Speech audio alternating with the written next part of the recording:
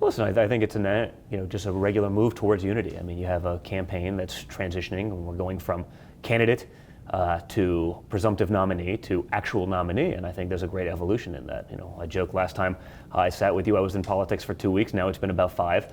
But again, we have a lot more relationships that we play with. The team's growing. We'll always be much leaner and meaner, more effective than the other side. But we are up against a very big machine, and I think we need to have people that are running this, that have done that in the past, that have those relationships, that have that experience, especially working with the RNC.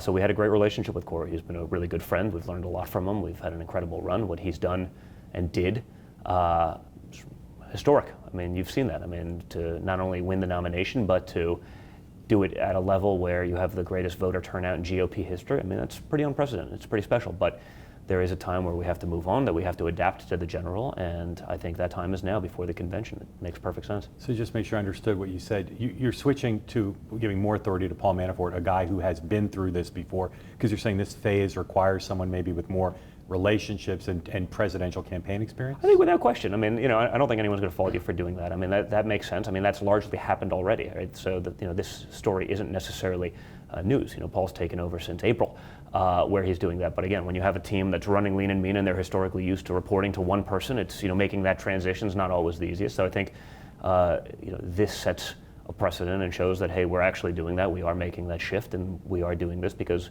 we want to unite the party. We want to have everyone behind us for the ultimate objective, which is ultimately beating Hillary Clinton. So again, fair to say that, again, I understand what you said about Corey, but just that you need one person in charge, and you had two guys. Correct. You can't have too many. Obviously, my father's always going to be the guy that's in charge, right? I mean, he's the guy that's always going to make the decisions, but you need one guy running the day-to-day aspects of the campaign. I think, to have more than that, you're just going to stumble over yourselves. And if there's one thing we pride ourselves on, it's efficiency. It's getting rid of the excess that you see that's so prevalent in government, that's so prevalent in the system, where you have all this waste. Those are the things we're going to get rid of, and we're always going to do that for ourselves. We're going to live by what we do. There's a long tradition, a history in presidential politics of family members sometimes being the only ones who could get the candidate to do something. I was around when Corey joined the campaign. I watched your father and Corey develop quite a strong relationship, which they still have, I'm sure. Oh, yes. Is it the case, it's been widely reported by Bloomberg and others, that you and your sister and your brother played some role in saying to your father that a change was necessary? So I think a lot of people played roles in that. I mean, we're obviously involved. We speak to him daily, right? I mean, we speak to him every hour probably on a lot of issues. Specifically, that you all thought that was a good change to make. Listen, I think it's the right and appropriate decision to make, but in the end, my father's always going to make up his own mind. He's going to come to those decisions himself. No one's going to lead him to a decision. They'll give him thoughts. He will weigh them, and if he's talking to you or me, he'll weigh them, and if he's talking to a guy that he's speaking on the street, he'll weigh them, and probably oftentimes give them as much credence. I mean, it's how he built his business, talking to the construction worker, not the executive. Right. He talks to those people, and he values their opinion.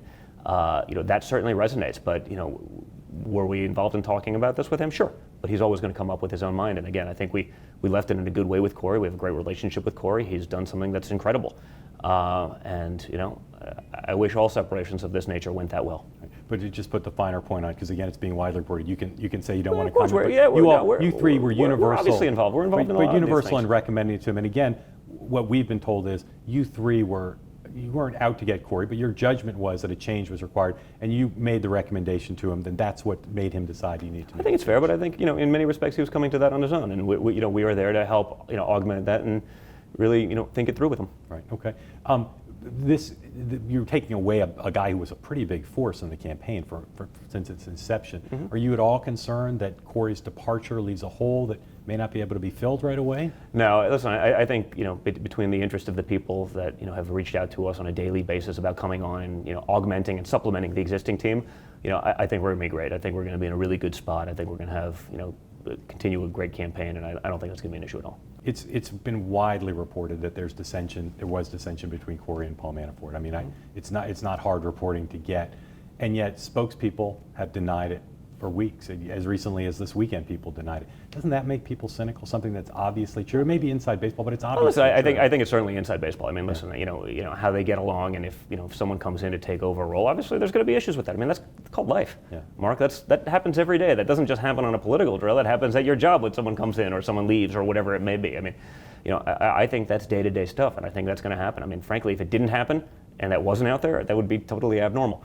But again, I think But in we've the done what context needs of- to be done to get rid of any of those issues. That's not going to be an issue going forward, and we're going to run a great campaign as we have for the last year. And it's just something that, for the purpose of the campaign, has to be denied at the time because it's I don't too. think it has to be denied. But it was denied. Is the thing that makes some people feel a little cynical about Listen, it. I think we can certainly deny some of these gross allegations of this crazy infighting that was going on. It's like if I didn't know better, I'd say I was watching Game of Thrones based on what I'm reading on my Twitter feed.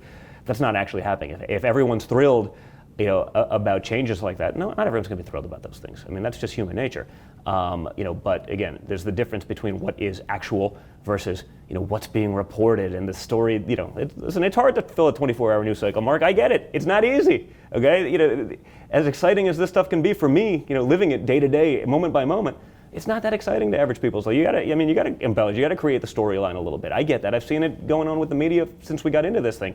So, what I can say is that none of the stuff that's been reported and I've read about is nearly as exciting and dramatic as it is in 140 characters or less on my Twitter feed. Right.